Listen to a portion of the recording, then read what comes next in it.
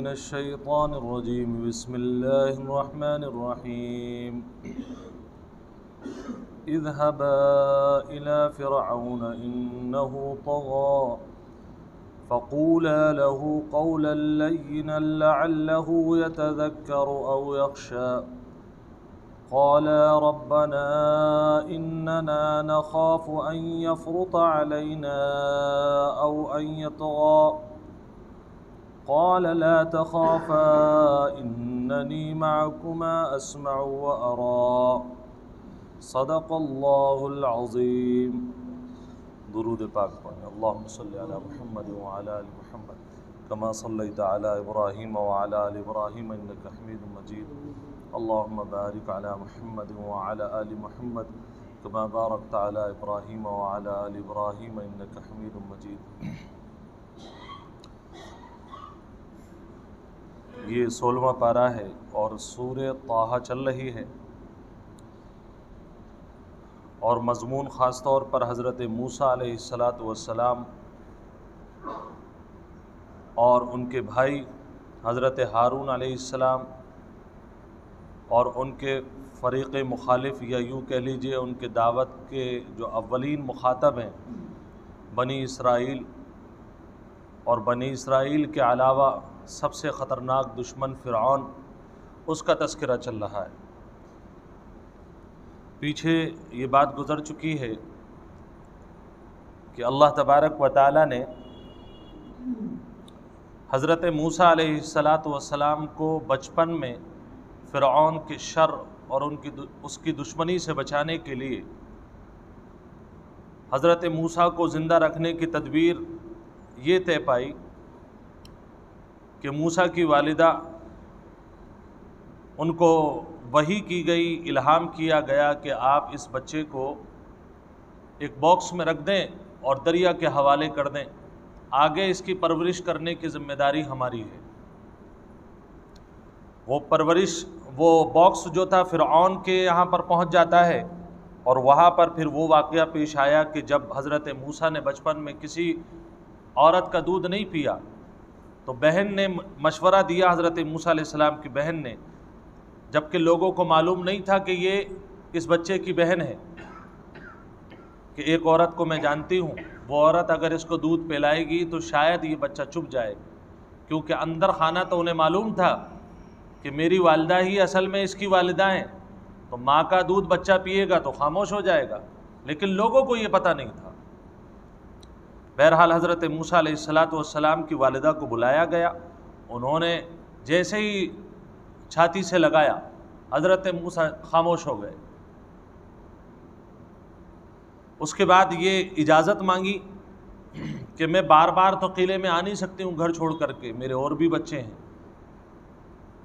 तो मैं चाहती हूँ कि इस बच्चे को घर ले जाऊँ और घर ले जा कर के जैसा आप चाहते हैं इसकी परवरिश करूँ और जब बड़ा हो जाएगा आपको दे दूँगी। ये बात मशवरे में तय पाई कि औरत ठीक कह रही है, बार बार आना दुश्वार कुन है, लिहाजा वो बच्चा उस औरत के हवाले कर दिया। ये मालूम नहीं था कि ये मूसा की वालिदा है, ये सिर्फ अल्लाह जानता था, मूसा की वालिदा जानती थी और मूसा की बहन जानती थी। यहाँ तक बात आ गई, फिर अल्लाह ताला ने हज़रत मूसा अलैहिस्सलाम को ख़ास तौर पर यह कह कर के अपनी नेमत का इजहार फरमाया कि मूसा, परवरिश होने के बाद, जवान होने के बाद, तुम मदियन चले गए थे उस वाक़ये के बाद जब तुमने किसी के घूंसा मार दिया था और वो मर गया था, तुम्हें मालूम नहीं था, तुम्हें फिर वापस हम मिस्र लेकर के आए, रास्ते में तुम्हें हमने नबूवत दी, इतनी बड़ी नेमत दी है। अब उसके बाद अल्लाह ताला ने ये फरमाया था, वस्तनअतुका लिनफ्सी, मूसा मैंने तुझे अपने लिए अब मुंतखब कर लिया है, लिहाजा जब इतनी नेमतें तुमने मेरी इस्तेमाल कर ली, अब वो काम करो जो मैं चाहता हूँ। अच्छा ये बताइए, हज़रत मूसा अलैहिस्सलाम क्या कोई ऐसा काम कर सकते थे जो अल्लाह को नापसंद हो? लेकिन फिर भी अल्लाह ने फरमाया वस्तनअतुका, हमने ख़ास तौर पर आपको अपने लिए चुना है, मतलब अपने लिए यानी दावत के लिए आपको चुना है, लोगों तक दीन पहुँचाने के लिए। ठीक है, अल्लाह आपका क्या हुक्म है? अल्लाह ने फरमाया इज़हबा इला फ़िरऔन इन्नहु तग़ा। मूसा, एक नेमत और थी हज़रत मूसा अलैहिस्सलाम के साथ जो पिछले दर्स में आई, वो जहन नशीन कर लें ताकि ये आयत समझ में आए। हज़रत मूसा अलैहिस्सलाम ने अल्लाह से दावत के काम के मुआविन के तौर पर किसको मांगा था? अपने भाई हज़रत हारून अलैहिस्सलाम को। कह अल्लाह अकेले काम करना बड़ा मुश्किल है, अकेला आदमी बहरहाल कहीं ना कहीं मायूस सा होने लगता है, अल्लाह कुछ मदद फरमा और मुझे एक साथी दे दे। और साथी भी कौन? हारून को दे दे। अल्लाह ने वो भी दे दिया। अब अल्लाह जिम्मेदारी बताता है कि मूसा जो तुमने मांगा वो दे दिया गया, अब हमारा काम करो। वो काम क्या है? इज़हबा, चले जाओ दोनों के दोनों, इला फ़िरऔन, फ़िरऔन के पास, इन्नहु तग़ा। वजह क्या है? बिलाशुबा उसने सर उठा रखा है, उसने अल्लाह की नाफरमानी पर कमर कस रखी। जब ये दावत मिलती है तो हज़रत मूसा अलैहिस्सलाम ने बहरहाल अल्लाह के हुक्म को मानना तो फ़र्ज़ मनसबी है ना, मान लिया। फ़क़ूला लहू क़ौलन लय्यिना, मूसा आप गुस्से ना खें। भाई गुस्से में क्या हुआ? जब सामरी ने कुछ गड़बड़ की थी तो अपने बड़े भाई हज़रत हारून अलैहिस्सलाम की दाढ़ी किसने पकड़ी थी? हज़रत मूसा अलैहिस्सलाम ने। इस वाक़ये से ये बात पता चलती है कि हज़रत मूसा अलैहिस्सलाम दीन के मामले में बड़े सख्त थे, दीन के मामले में बड़े सख्त थे, अल्लाह की तौहीद के मामले में बहुत सख्त थे। अल्लाह ताला ने दावत का काम सुपुर्द किया, साथ में एक उसूल बताया, मूसा आप और आपके भाई फ़िरऔन के पास दावत देते वक्त वो आपको बहुत ज़्यादा उकसाएगा, गुस्से में मत आ जाना, ज़बान को बिल्कुल कंट्रोल में रखना। कोई ऐसी बात जो अल्लाह को नाराज़ करने वाली हो या कोई ऐसी बात जो उसकी हिदायत में आड़े आ सकती हो, इस तरीके की ज़बान इस्तेमाल ना करना। हज़रत मूसा अलैहिस्सलाम ठीक है, आप तौहीद में अल्लाह के दीन के मामले में सख्त थे, लेकिन क्या हम में से कोई तसव्वुर कर सकता है कि हज़रत मूसा अलैहिस्सलाम की क्या ज़बान कड़वी थी? क्या हम में से कोई तसव्वुर कर सकता है कि हज़रत मूसा अलैहिस्सलाम नाउज़ुबिल्लाह कोई गालियों का इस्तेमाल करते होंगे, गलत अल्फाज इस्तेमाल करते होंगे? नबी बरहक हैं, अपने वक्त के नबी हैं, और नबी को अल्लाह ये शान देता है कि वो हर हाल में अपने रब के हुक्म की इताअत करता है।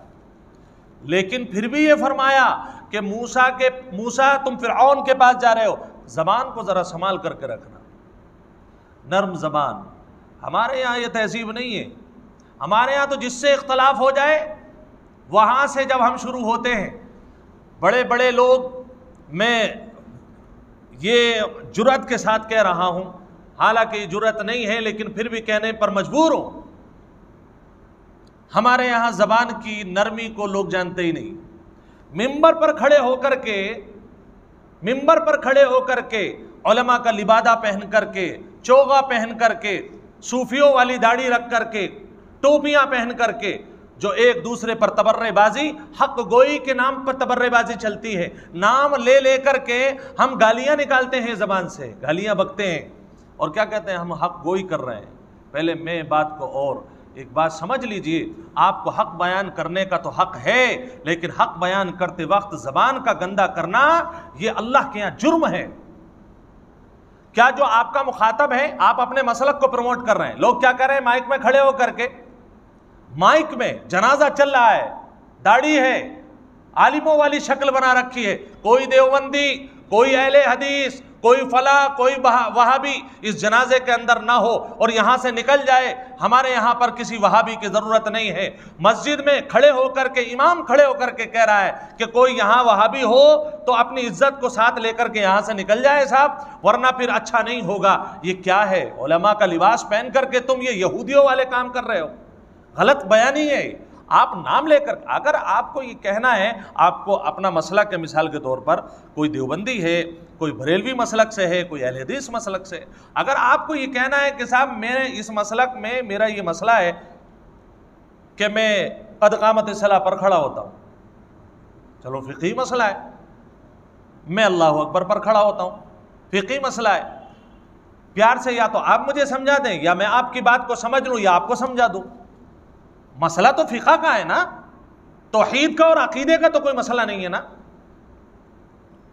आपने इस मसले को इतना हाईलाइट कर दिया, इसके चक्कर में आप देखें खानदान तबाह हो गए।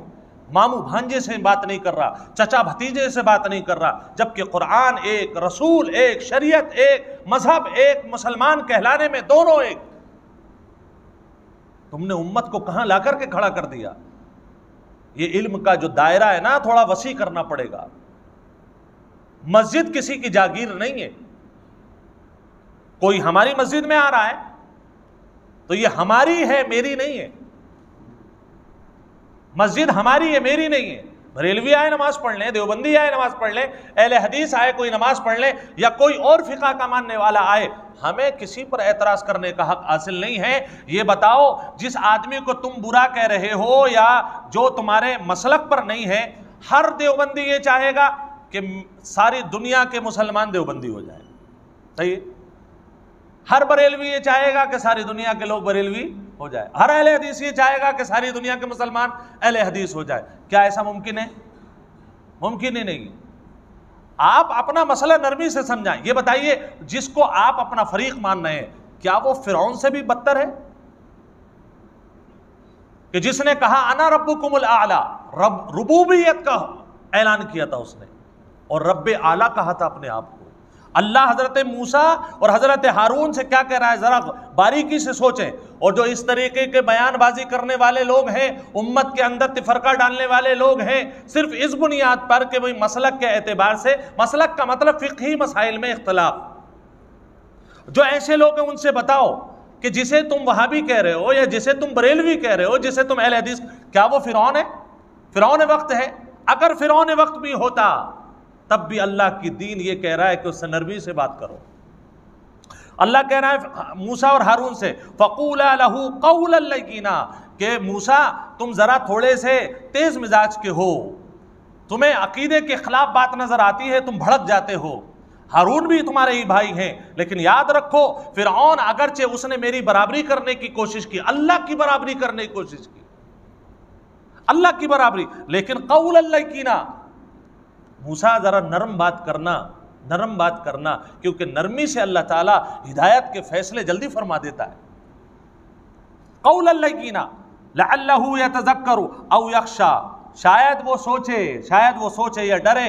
यानी आप नरमी से बात करोगे, आओ भगत से बात करोगे, आप जनाब से बात करोगे, तो एक दर्जे को आदमी सोचेगा कि यार मैंने इसको बहुत बुरा समझा था, ये तो इतना बुरा नहीं है।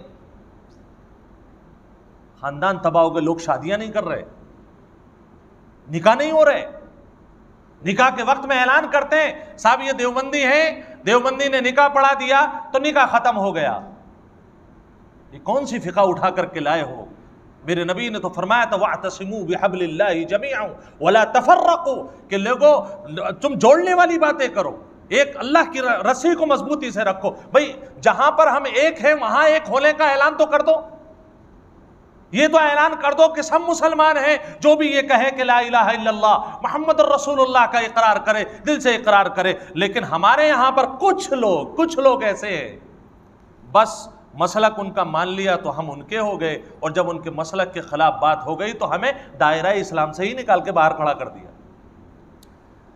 अच्छा, एक बात और भी आती है, वो मैं आगे आपको समझाऊंगा। अल्लाह कहता है नरमी से बात करो। अल्लाह के नबी सल्लल्लाहु अलैहि वसल्लम ने फरमाया, देखो जो शख्स अपनी ज़बान की हिफाजत की जिम्मेदारी ले, शर्मगाह की हिफाजत की जिम्मेदारी ले, जन्नत की जिम्मेदारी की गारंटी अल्लाह के नबी ले रहे हैं। फरमाते हैं कि ज़बान की हिफाजत तुम करो, जन्नत की हिफाजत और जन्नत में जाने का रास्ता तुम मेरे ऊपर छोड़ दो, गारंटी से तुम्हें जन्नत में लेकर के जाएंगे। गालियाँ बकना तो जैसे कि हमारी आदत में शुमार हो गया है। एक डॉक्टर है, वो दूसरे डॉक्टर को गालियाँ बक रहा है नाम ले करके। एक भरतिया है तो वो दूसरे को गालियाँ बक रहा है, और ये कह रहा है साहब ये तो कंपटीटर है हमारा। कंपटीटर होने का मतलब ये नहीं है कि आप उसको ज़बान से गालियाँ निकालो, नहीं। रोज़ी देने का काम किसका है? अल्लाह का है। तुमने कैसे मान लिया कि ये 4 दुकानें हो गई तो मेरी रोज़ी कम हो जाएगी? ऐसे तो मंडी चौक में बैठे हुए लोग हर एक भिखारी होता, क्यों? इसलिए क्या एक एक किस्म की कई दुकानें। समझ में आया? अल्लाह कहता है नहीं जी, किसी को बुरा नहीं कहना है। क़ाला रब्बना इन्नना नख़ाफ़ु अन यफ़्रुत अलैना औ अन यतग़ा, दोनों ने कहा, हज़रत मूसा और हारून ने कहा रब्बना इन्नना नख़ाफ़ु, ए हमारे रब हमें खौफ है इस बात से कि वो हम पर भड़क पड़े, या ये है कि वो जोश में आ जाए। अल्लाह हमें ये डर है कि ये फ़िरऔन है, अगर हम इससे तेरे दीन की बात करेंगे, ये तो बड़ा ताकतवर है और शैतान किस्म का आदमी है, मतलब जहन तो सब जानते हैं। जब बच्चों को कत्ल कर रहा है तो खतरनाक आदमी हुआ नहीं हुआ? कि अल्लाह आपने तो इरशाद फरमाया नरमी से बात करो, हमें तो ऐसा लग रहा है कितनी भी नरमी से बात कर ले तो ये हमारे ऊपर भड़केगा। ये हमारे ऊपर। यहाँ एक बात मेरी समझ में आ रही है, अगर आप कहें तो मैं आपसे वो अर्ज़ कर दूँ, हम में से हर आदमी ये समझता है कि सामने वाले से अगर हम नरमी से बात करेंगे ना तो उसका ये गलत फ़ायदा उठाएगा। हज़रत मूसा अलैहिस्सलाम ने भी इजहार किया, अल्लाह ने फरमाया नहीं, क़ाल ला तख़ाफ़ा इन्ननी मअकुमा अस्मअु व अरा, मूसा और हारून फिक्र ना करो, खौफ ना खाओ, मैं तुम्हारे साथ हूँ। यानी तुम अगर अल्लाह की मान कर कि मेरे रब ने हुक्म दिया है नरमी से बात करूं इसलिए बात करोगे तो अल्लाह कहता है मेरी मदद तुम्हारे साथ है। अब बताओ फिरऔन की ताकत बड़ी है या अल्लाह की नुसरत और मदद बड़ी है? अल्लाह की नुसरत बड़ी, तो फिर क्यों नहीं मानते? नरमी से हम क्यों बात नहीं करते? नरमी से, नरम लहजे से हमें ये डर क्यों है? अगर हम नरम लहजा इख्तियार करेंगे तो हमेशा नुकसान होगा। चलो कभी गुस्सा आ गया, हर वक्त देखो तो हर आदमी को आपने एक ही लाठी से हाँक रखा है। अल्लाह के नबी हज़रत मूसा अलैहिस्सलाम को अल्लाह कह रहा है तुम नरमी इख्तियार करो, इन्ननी माकुमा, मैं तुम दोनों भाइयों के साथ हूँ, अस्माऊ, मैं सुन भी रहा हूँ जो फिरऔन तुमसे कहेगा, व अरा, और मैं देख भी रहा हूँ जो तुमसे फिरऔन कहेगा और फिरऔन के घर वाले या फिरऔन के मानने वाले कहेंगे। फ़अतियाहु, सो जाओ उसके पास, फ़क़ूला, और उससे कहो इन्ना रसूला रब्बिक फ़अरसिल मअना बनी इसराइल। मूसा के पास गिरफ्त में कुछ कैदी थे, और वो कौन थे? हज़रत मूसा अलैहिस्सलाम की कौम के लोग। उनको क्या कहा जाता है? बनी इसराइल। बनी इसराइल को ग़ुलाम बना रखा था एक ज़माने से, और जाकर के उन्होंने कहा, और कितने प्यार से कहा। देखिए हज़रत मूसा, आपको मैंने बताया थोड़े तेज़ मिजाज के थे, अल्लाह ताला जिसको जैसा बनाए। इन्ना रसूला रब्बिक, अल्लाह के हुक्म की वजह से आप जनाब से बातें की। देखिए जनाब, आपके रब की तरफ से हमें भेजा गया है, फ़अरसिल मअना बनी इसराइल, तो आप हमारे साथ बनी इसराइल को भेज दें जो आपके ग़ुलाम हैं। अच्छा साहब, वला तुअज़्ज़िबहुम, दरख्वास्त ये है कि आप उनसे आप सख्ती ना करें, उनके ऊपर जुल्म ना करें। तुअज़्ज़िब, वला तुअज़्ज़िबहुम क़द जिअनाका बिआयतिन मिन रब्बिक, हम आपके पास आपके रब की निशानी लेकर के आए। निशानी मैंने आपको जिक्र किया था, पीछे कुरान करीम की आयत में आया था ना, तखरुज बैदा मिन गैर सूइन आयतन उखरा। हज़रत मूसा अलैहिस्सलाम बगल में हाथ डालते तो क्या निकलता? रोशन। और लाठी को ज़मीन में डालते तो क्या बन जाती? सांप। ये आयत वो कहते हैं कि मैं आपके रब की निशानी लेकर के आया हूँ, फिरौन आप ज़रा हमारे ये ख़ानदान वालों को छोड़ दें। नरमी से बात चल रही है। अल्लाह अकबर। ऐसे वक्त में गुस्से को कंट्रोल करना यकीनन जन्नती होने की अलामत है। मेरे कई साथी, हम और आप इस बात में मुलव्वस हैं, हम ये कहते हैं बस गुस्से में हमसे कुछ देखा नहीं जाता, फिर तो हम आपे से बाहर हो जाते हैं। हर आदमी गुस्से में आपे से बाहर हो जाता है। मसला तो ईमान का है। अल्लाह ने गुस्सा हमारे अंदर बनाया है, उसी अल्लाह ने हुक्म दिया गुस्सा आते वक्त अगर तुम्हें मेरी याद आ गई तो ईमान तुम्हारा मजबूत, और गुस्से में तुम्हें मेरा ख्याल नहीं आया, ईमान तुम्हारा कच्चा है। इम्तिहान तो यहीं पर है। वहीदा खासम फजर, अल्लाह के नबी सल्लल्लाहु अलैहि वसल्लम ने मुनाफिक की 4 अलामतें बताई, उनमें से एक ये है, मुनाफिक की अलामत है जब भी गुस्सा आएगा लड़ाई होगी, मुखालफत होगी, गाली गलोच पर उतर आएगा। अब बताइए इस गाली गलोच से हमारा मोहल्ला पाक है? हमारा घर पाक है? जिस पर भी हमें गुस्सा आता है वो गालियां निकालते हैं। वो क्या कह रहे हैं? फिरौन जरा हमारे साथ, हजरत मूसा क्या फरमा, हमारे साथ बनी इसराइल को आप भेज दे। और साथ में क्या कहा? वस्सलामु अला मन इत्तबअल हुदा, जनाब अल्लाह की सलामती उन लोगों पर है जिन्होंने हिदायत की इत्तिबा की, हिदायत को माना। अच्छा, हजरत मूसा ये भी तो कह सकते थे कि अल्लाह हमारे साथ है, क्योंकि अल्लाह ने कहा था पीछे अल्लाह हमारे साथ है और तुम काफिर हो, तुम्हारे साथ कुछ नहीं है, काफिरों के साथ अल्लाह की मदद नहीं आएगी। लेकिन अल्लाह, हजरत मूसा अलैहिस्सलाम ने अल्लाह के हुक्म से कैसा जुमला इरशाद फरमाया, वस्सलामु अला मन इत्तबअल हुदा, कि देखो सलामती उस शख्स पर होगी जो अल्लाह के कानून को मानेगा। अच्छा, ये नर्म बात नहीं लग रही आपको? फिरौन से क्या कह रहे हैं? सलामती उस पर है जो अल्लाह की बात यानी हिदायत को मानेगा। इन्ना कद ऊहिया इलैना अन्नल अज़ाब अला मन कज़्ज़ब व तवल्ला, और बिलाशुबा हमारे तरफ वही की गई है कि अजाब उस शख्स पर आएगा जो झूठ बोले और मुंह से फिर जाए, यानी पीठ फेर ले। ये नहीं कहा डायरेक्ट तुम्हारे ऊपर अजाब आएगा। भाई फिरौन ने रुबूबियत का दावा किया या नहीं किया? अगर कोई अपने आप को अल्लाह के लाने लगे, वो अल्लाह के अजाब का मुस्तहिक है या नहीं है? आपसे पूछ रहा हूं, है या नहीं है? है ना? लेकिन क्या कहा? फिरऔन तुम पर अल्लाह का अजाब है ये नहीं कहा, ये कहा कि अगर हमारी हिदायत जो हम लेकर के आए अल्लाह की तरफ से, जो नहीं मानेगा उस पर अल्लाह का अज़ाब होगा। ये नहीं कहा तुम काफिर हो। हमारे यहां तो डायरेक्ट मसला ये चलता है, ये काफिर है। एक फिरका दूसरे फिरके को, एक मसलक दूसरे मसलक को डायरेक्ट ये बात कहता है ये फिरका काफिर है, वो कहता है ये फिरका मुशरिक है, ये फिरका यूं है। अच्छा, ये चंद लोग होते हैं, सब नहीं होते हैं। हर जमात के अंदर चंद लोग होते हैं। अल्लाह फरमाता है मैंने तो फिरऔन को भी उसके सामने जहन्नम वाला नहीं कहा, तुमने कैसे कह दिया एकदम से? उस शख्स को जिसने ला इलाहा इल्लल्लाह मुहम्मदुर रसूलुल्लाह का इकरार किया, तुमने उस पर कुफ्र का फतवा लगा दिया।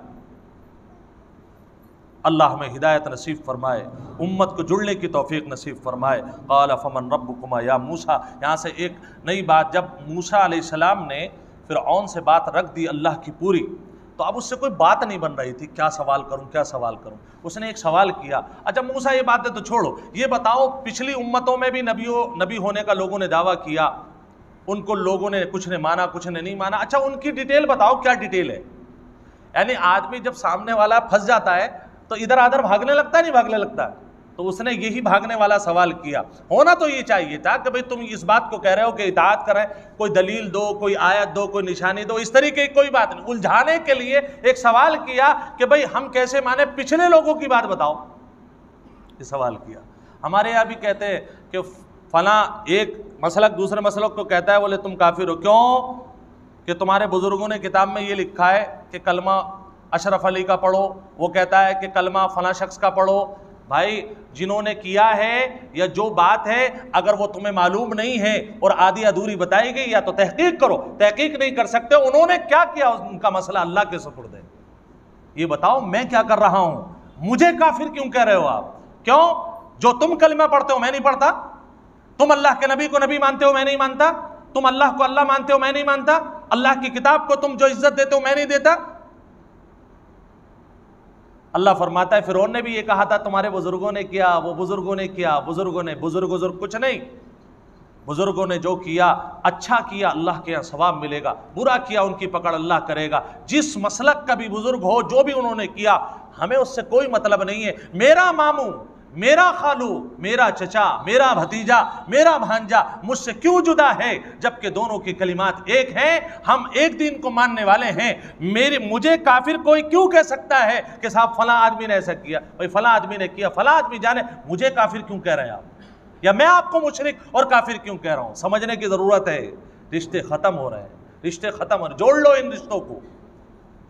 जो लोग मोहब्बत भरी बातें करें उनकी बातों को सुनो, नफरत वाले लोगों के पास करीब मत जाओ। अल्लाह तबारक व तआला हमें दीन को समझने की तौफीक नसीब फरमाए। एक मसला ये सुन लें, कई जगह पर मस्जिदों में इख्तलाफ हुआ कि मस्जिद कई नमाजियों ने मस्जिद से नमाज़ पढ़ना ही छोड़ दी। क्यों? इसलिए कि इमाम साहब के पीछे दाढ़ी मुंडा खड़ा हो जाता है, पेंट शर्ट वाला खड़ा हो जाता है। किसे खड़ा होना चाहिए? आलिम को खड़ा होना चाहिए, अहले तक़वा को खड़ा होना चाहिए। मैं इस मस्जिद में अब नमाज नहीं पढ़ूंगा, इमाम साहब इसे मना क्यों नहीं कर रहे, अपने पीछे क्यों खड़ा कर रहे? भाई अगर इतनी ही आपको हमदर्दी है तो आप खुद मना कर दो। इमाम साहब की गर्दन पर आप तो क्यों चला रहे हो? एक बात, ये इल्ज़ामी जवाब, सही और किताबी जवाब सुनिए आप। हुक्म यह है कि इमाम साहब के पीछे अफजल ये है कि नमाजी अहले तक़वा लोग खड़े हों, अहले इल्म अहले फजल खड़े हों, अफजल है। अगर इमाम साहब के पीछे कोई बगैर दाढ़ी वाला भी खड़ा होता है, शरीयत का हुक्म ताकीदन सख्ती के साथ है, इमाम को भी यह हक नहीं है कि वो उस मुक्तदी से ये कह दे कि इस साइड में हो जाओ। नाजायज और हराम है ये कह देना कि आप इधर से इधर हो जाओ। क्यों? वो अल्लाह की इबादत करने आया है, तुम्हारे हुक्म को मानने नहीं आया है। और अल्लाह जब उसको इजाजत देता है, और मैं और तुम कोई नहीं होते ये कहने वाले कि तुम हट जाओ। तुम्हारे पास कोई गारंटी है तुम्हारी नमाज तकवा और इखलास के साथ है? लाजिमन मैं कानूनन शरई बात कर रहा हूं। शरई कानून यह है जो सबसे पहले आ जाए इमाम के पीछे उसकी जगह है, उसकी जगह है, चाहे वो दाढ़ी वाला हो या बगैर दाढ़ी वाला हो, ये मसला है। और अफजल क्या है? अहले तकवा को होना चाहिए। अब अहले तकवा आ रहा है खुद 5 सफ़े पूरी होने के बाद, यहाँ तक के हुक्म है मौज़िन साहब ने अजान दी और वो ये चाह रहे हैं कि इमाम के पीछे आकर के तकबीर कहूँ। शरीयत ये कहती है तुम्हारी कोई जगह मुतय्यन नहीं है, चलो पीछे जा करके आप तकबीर कहो, आपकी इजाज़त है। जो सबसे पहले आया अल्लाह सब वो रहमत है उसकी झोली में डालता है, समझ लीजिए। कई लोग मैंने देखा है बोले मस्जिद छोड़ दी, क्यों? बोले कि वो इमाम साहब के पीछे दाढ़ी मुंडा खड़ा होता है। क़यामत के दिन इतने डंडे पड़ेंगे, ये जितने तुमने हज का लक़ब लिया, नमाजी का लक़ब लिया, इसकी अभी कोई गारंटी नहीं है कि कबूल हो गया है, क्योंकि कबूल करने वाली ज़ात सिर्फ अल्लाह की है और अल्लाह का कानून ये है जो पहले आ गया जगह उसकी। अल्लाह ताला मसाइल का सही फहम नसीब फरमाए।